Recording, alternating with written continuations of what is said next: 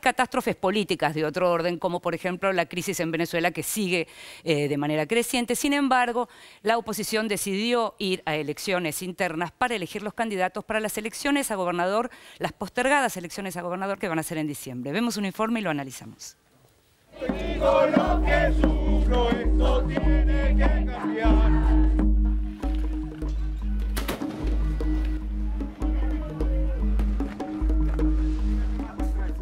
Luego de semanas de dudas y debate, la oposición venezolana, nucleada en la Mesa de Unidad Democrática, optó finalmente por celebrar primarias e inscribir candidatos para las elecciones a gobernador de diciembre próximo.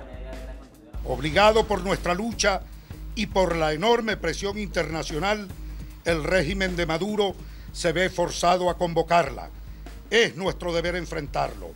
Es una forma de lucha y no asumirla es la mejor manera de convalidar y fortalecer la dictadura. Dividido entre quienes instaban a no hacerle el juego al gobierno, anticipando la crónica de un fraude anunciado, y quienes batallaban por participar a pesar de esa posibilidad, el abanico opositor finalmente va a presentar listas en los 23 estados del país. En 19 de ellos irá a internas este domingo, mientras que en otros 4, Carabobo, Vargas, Nueva Esparta y Anzoátegui, logró el consenso suficiente para ir a diciembre con un candidato único. Creemos que es un gravísimo error, porque con ello, por una parte, se estaría convalidando el golpe de Estado, se estaría aceptando, reconociendo una Asamblea Nacional Constituyente fraudulenta y cubana, se estaría legitimando un CNE que el mundo entero reconoce como fraudulento. Aún en medio de desventajas institucionales, de abusos de todo tipo por parte del gobierno, etcétera, la única salida que tenemos nosotros es la de carácter electoral, y por eso es que tenemos que forzar que se produzca la salida electoral. Estas elecciones regionales debieron realizarse en diciembre de 2016, de acuerdo con lo establecido por la Constitución, pero fueron postergadas por el Consejo Nacional Electoral, controlado por el chavismo. Por otro lado, a principios de agosto, la Autoridad Electoral Bolivariana estableció que la oposición no podría tomar parte de los comicios en 7 distritos a raíz de procesos judiciales previos. Según el Consejo Nacional Electoral, la MUD debe abstenerse de inscribir candidaturas en Zulia, Apure, Monagas, Bolívar, Trujillo, Aragua y Carabobo. Es decir, de los 23 estados que participarán de las elecciones de gobernadores, la oposición solo podrá candidatearse en 16.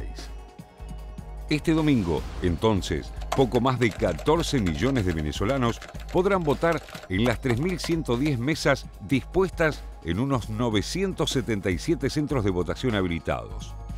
El presidente Maduro declaró que pidió a las fuerzas de seguridad que resguarden las primarias opositoras, a la vez que no se privó de señalar la contradicción de denunciar que en Venezuela existe una dictadura a la vez que se inscriben para participar en los comicios. Y el próximo año, ya para esta fecha, yo creo ya, estaremos en campaña electoral para la elección presidencial histórica del 2018, que vamos a ganar. Daniel, anótalo desde ya, la vamos a ganar con esa Venezuela heroica, que no se va a dejar quitar la patria, ni la soberanía, ni el poder político. Venezuela no va a regalar el poder político a la oligarquía, no se lo vamos a dar.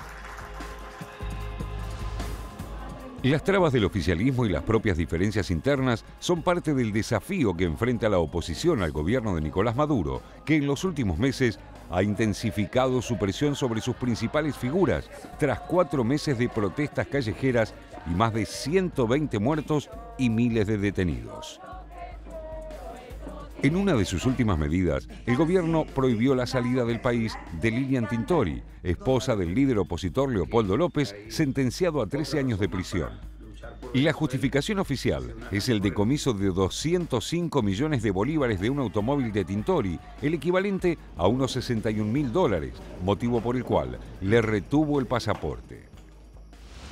Estoy segura hoy de la olla que me quisieron montar en mi casa y que pretenden imputarme injustamente solo para buscar una excusa de que no saliera del país. Solo para eso. Además, continuó su presión sobre la ex fiscal general Luisa Ortega Díaz, destituida por la Asamblea Nacional Constituyente el 6 de agosto pasado, bajo la acusación de traición a la patria. Ortega Díaz, quien había sido designada por Hugo Chávez en 2007, se encuentra asilada en Colombia junto a su esposo, el legislador Germán Ferrer, desde donde exhortó a las Fuerzas Armadas de su país a respetar la Constitución. La justicia en Venezuela está negada porque se perdió el Estado de Derecho, se perdió la democracia y se perdieron las libertades. Mi país, mi pueblo, en este momento sufre una serie de problemas, una grave crisis de alimentos, de salud, de inseguridad. Y yo estoy en el mundo también denunciando esos hechos.